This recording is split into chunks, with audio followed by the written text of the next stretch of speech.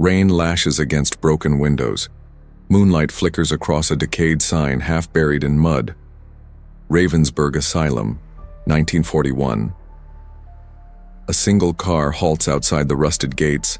5 figures step out, flashlights trembling, cameras humming, their laughter brittle in the cold.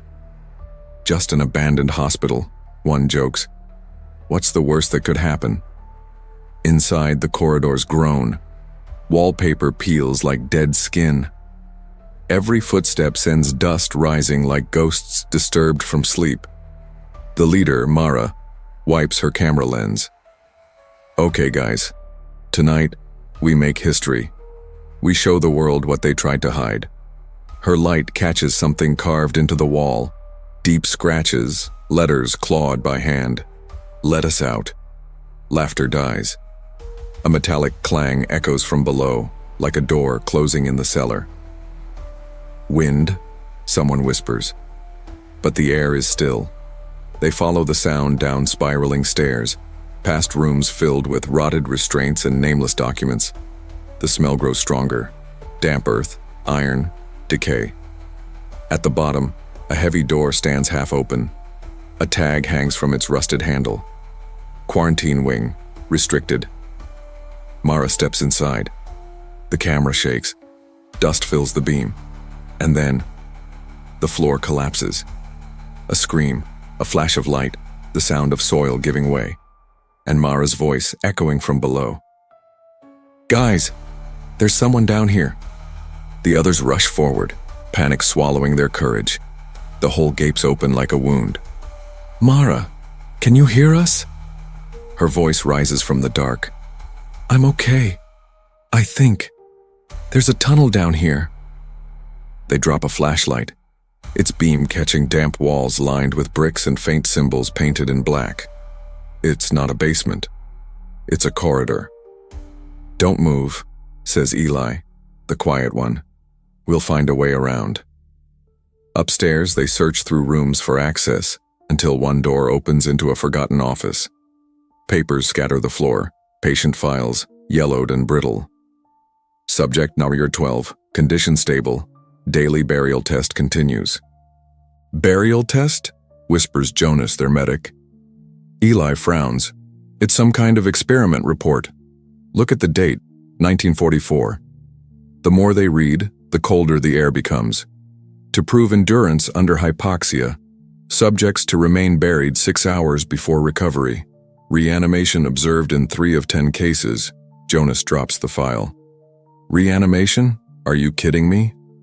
They find a service elevator leading down, rusted shut, but one lever still moves.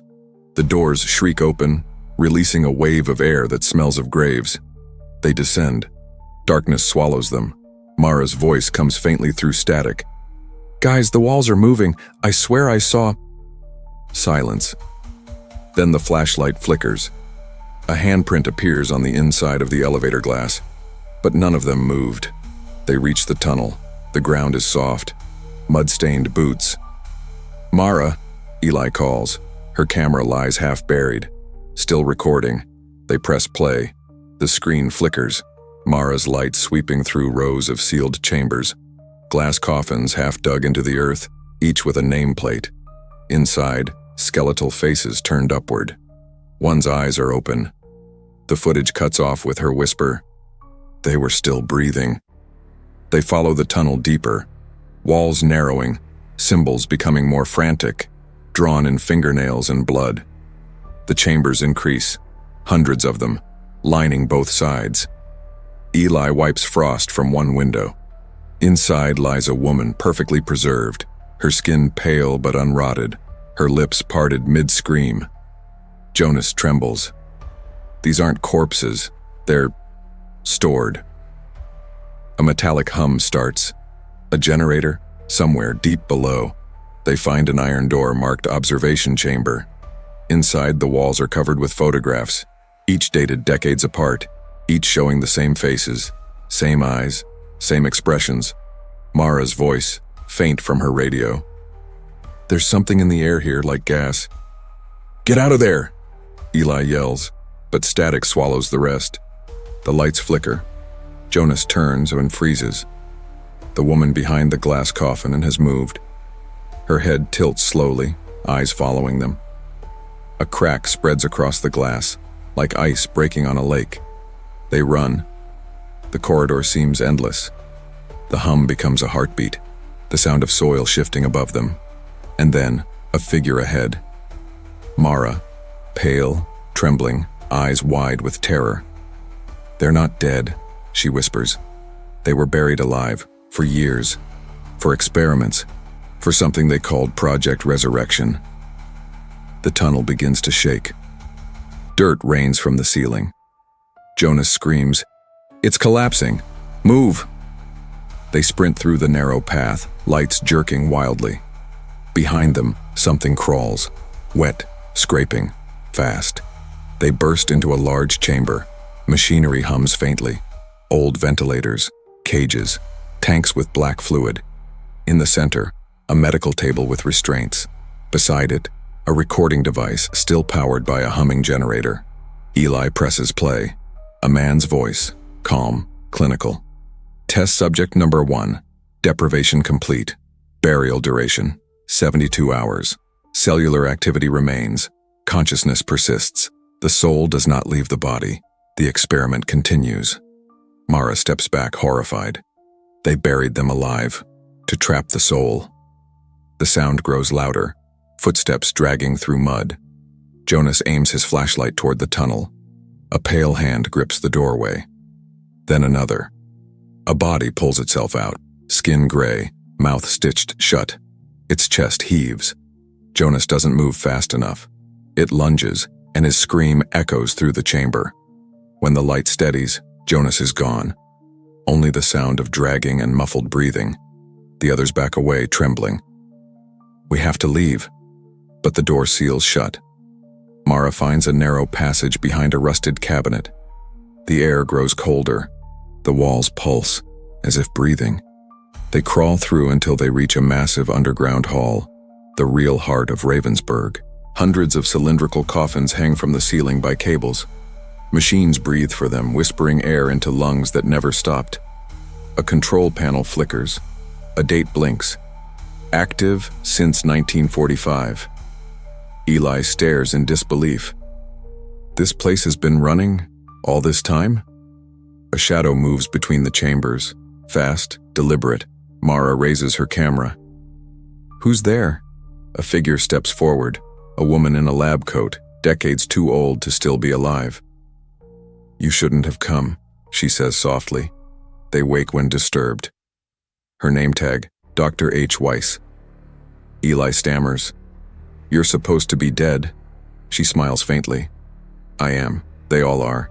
But the serum keeps us conscious, trapped between life and death.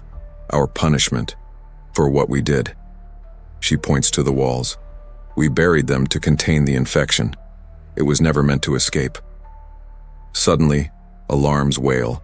The coffins begin to open one by one. Dr. Weiss whispers, "Run." Darkness again. Only 2 left, Mara and Eli. Their flashlights barely work.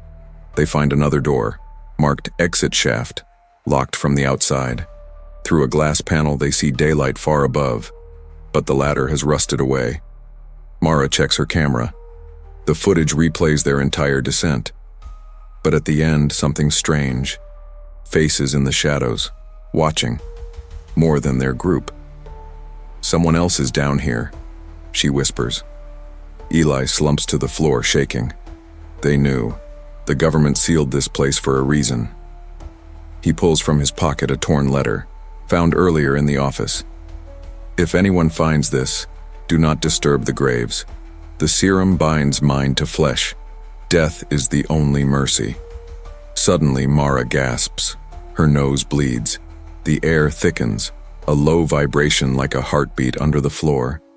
She looks up and sees Jonas standing in the corridor, alive. But his eyes are black, his mouth sewn shut with wire. He tilts his head, steps closer, and the lights explode into darkness. Mara wakes alone. Her flashlight flickers weakly.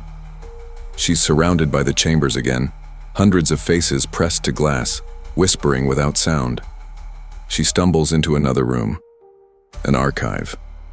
Boxes of documents, reels of film, maps of Europe marked with red dots. Each dot labeled, Facility, Active. It wasn't just Ravensburg. There were others. She loads a film reel.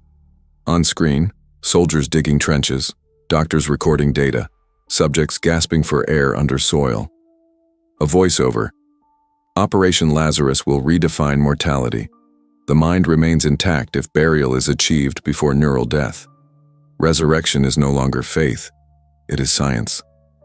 The film ends with the image of Dr. Weiss signing papers, her hand trembling, her voice, "May God forgive us for what we have done."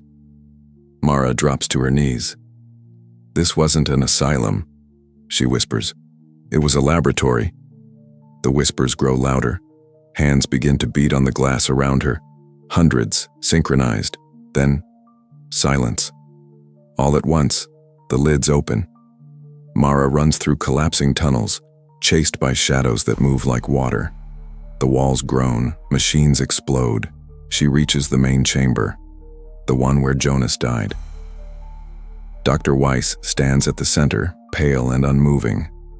"You woke them," the doctor says quietly. "Now the world will remember what we buried." Mara points the camera. "Why? Why did you do this?" "To win the war," Weiss says. "But we created something worse than death. Consciousness without time. Every breath is agony. Every second, eternity." The ground shakes. A fissure splits open, revealing an abyss of bones and soil still shifting as if alive. From it rises a single enormous form, a fusion of bodies, writhing together, whispering her name. "Mara, join us!" she screams, backing away. The camera drops. Static fills the air. Dr. Weiss steps toward the pit. "This is where I belong," she says, and leaps in. The walls begin to collapse. Mara grabs the camera and runs, following the faint light ahead. She bursts through a rusted hatch into daylight. Behind her, Ravensburg crumbles into the earth, sealing itself forever. Weeks later, a news broadcast flickers on screen. Authorities deny rumors of any asylum collapse in the Ravensburg Valley. "No records of such facility exist," says the anchor. But online, a video begins to trend, shaky, muffled, showing Mara's footage. Millions watch in horror as the faces behind the glass whisper. The final frame freezes on a single coffin, a woman's face, eyes open. Nameplate, Mara Linden. Comments flood in. Is this real? It looks authentic. They tried to bury the truth again. Somewhere in the valley, a faint hum rises beneath the soil. A heartbeat, slow, steady, patient, and then a muffled scream. The earth trembles. The camera, still recording, captures one last flicker of light as a pale hand breaks through the dirt.